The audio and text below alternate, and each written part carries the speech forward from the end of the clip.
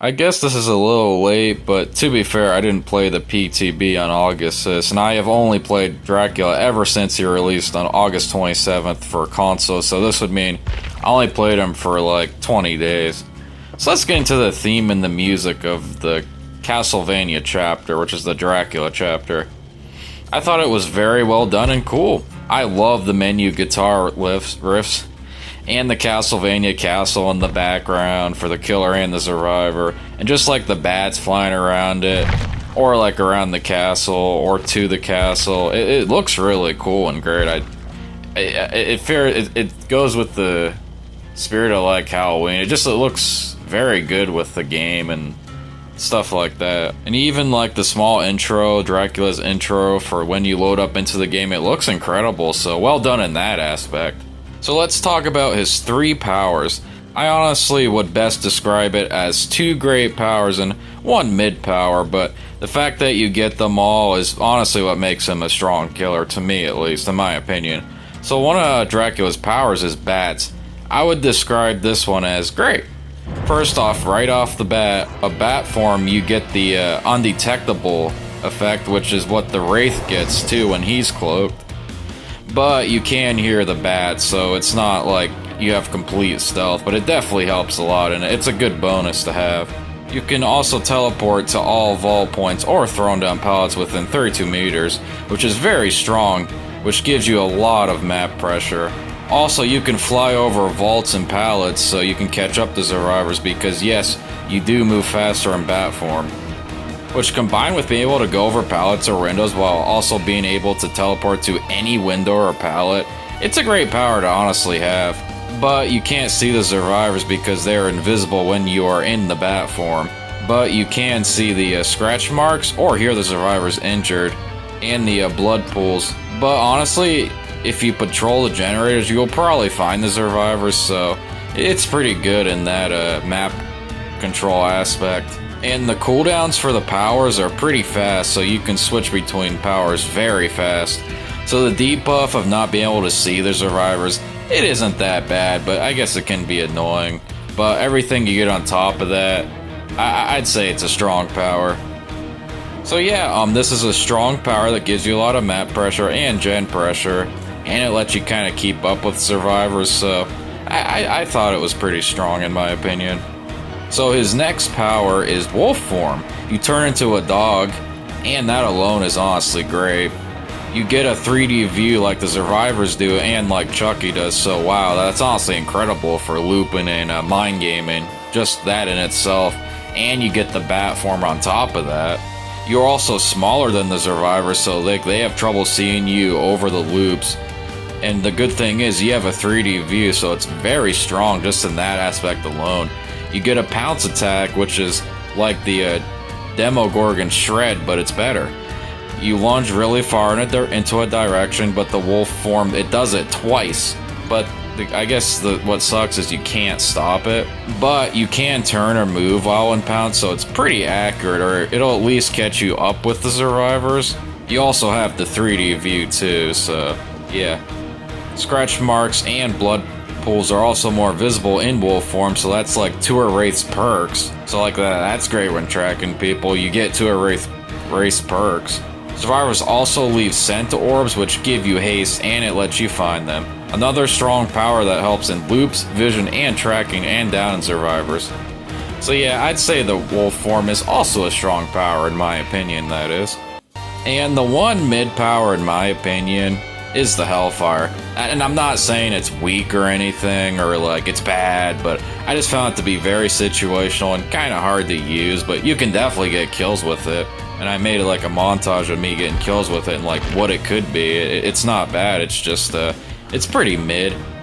And with the quick cooldowns of Hellfire, if that doesn't work out, you can always use wolf form, and that'll probably be your best bet. Or teleport somewhere else with the bats. And the reason I do think it's mid is because it shoots a small line of pillars of fire that only go over low obstacles. It does go through cars, but it's not instant, and it can be very hard to time and actually down survivors, versus just going into wolf form and like mind gaming the pallet or just running through the pallet. it's okay, I guess, but the other two strong powers on top of this makes this honestly a strong kit, especially with the fast cooldown, so I guess that does make the Hellfire pretty strong. So now let's get into Dracula's add-ons. I honestly think Dracula's add-ons, they were pretty underwhelming in my opinion. And I'll tell you why. Let's talk about the iridescent ones. These are the most expensive ones, which are the pink ones and the rarest to find, the Blood Web. A luck card shield, which when the exit gates are open, lots of pillars of Hellfire spawn over the exit gates.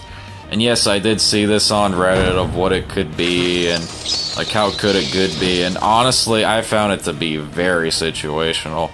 And I do know that if you activate Blood Warden and they open the exit gates, they can all get down by the flames, but I just couldn't get that to happen in like a normal game. The best I have gotten is survivors were already injured and they tried to run through the gates with the shield activated and the flames going up down them. So I guess that was pretty funny to see. One escaped out the gate, so I just found it to be very situational, and even then the good survivors won't try to run through the flames even when Blood Warden is activated. So it felt like a meme add-on to me, and I did get 2 survivors and we were just kind of goofing off and like they tried to run through it but they got downed. I mean, that was pretty funny, but yeah, it's a meme add-on to me in my opinion.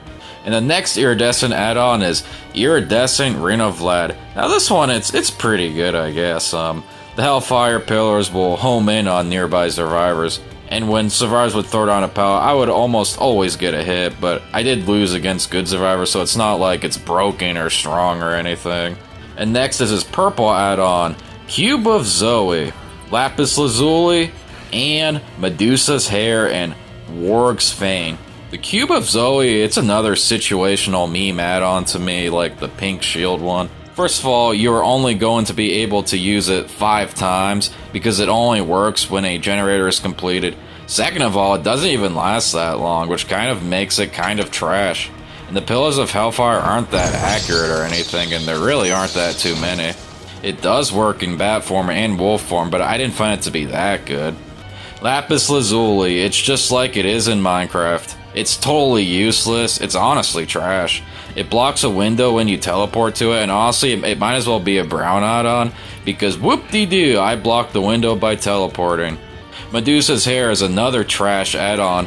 When you teleport to a window or pallet, all that happens is survivors suffer from the Hindred effect for 5 seconds.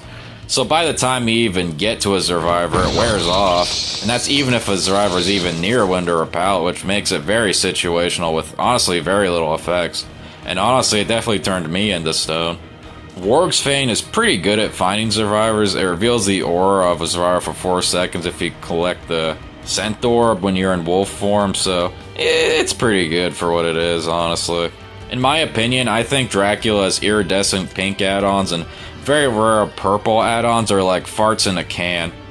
Pretty bad, useless, and situational like a fart. Well, except 2 of them, the pink add-on Iridescent Ring of Vlad, and the purple add-on Warg's Fane.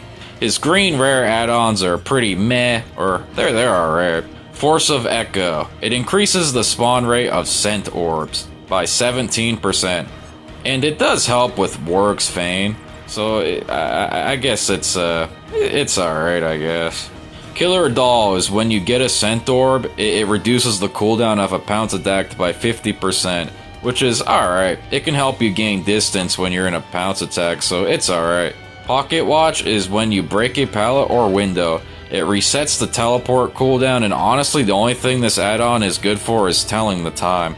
Sunglasses are pretty meh. It gives your Hellfire 1 extra pillar, but I guess it could help out with the Ring of Vlad if you were using that. And the Slith Feather, it gives you a token, and each token you get, it increases your Hellfire cooldown by 5%, but it only goes up to 25%. But it only goes up to a 25% cooldown on your Hellfire, but it is permanent and you can't lose it, which is pretty nice. It's pretty meh, and honestly I didn't really notice a difference, even against bad survivors, and the Hellfire is already pretty mid for a power. I guess this could help you out with the Ring of Vlad, I don't know. His uncommon yellow add-ons are pretty trash or alright. Blood-filled goblet is only good for drinking Dracula's alcohol out of, because the scent orbs already last enough, and I don't know. Magical ticket it's alright, increases the teleport speed by 25%. Moonstone necklace reduces your tear radius by 4 meters, so I guess it's only good for wearing it or selling it at a pawn shop. The only good thing about the Wife Wolf medallion is throwing it in a river after you get teabagged at the exit gates. Winged boots are alright because it increases the distance of your teleport by 20%.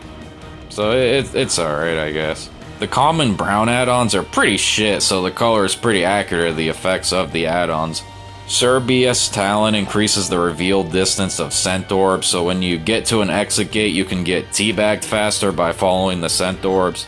Clock Tower gear reduces the cooldown of Shapeshift by 10%, which you can barely notice, or at least I couldn't.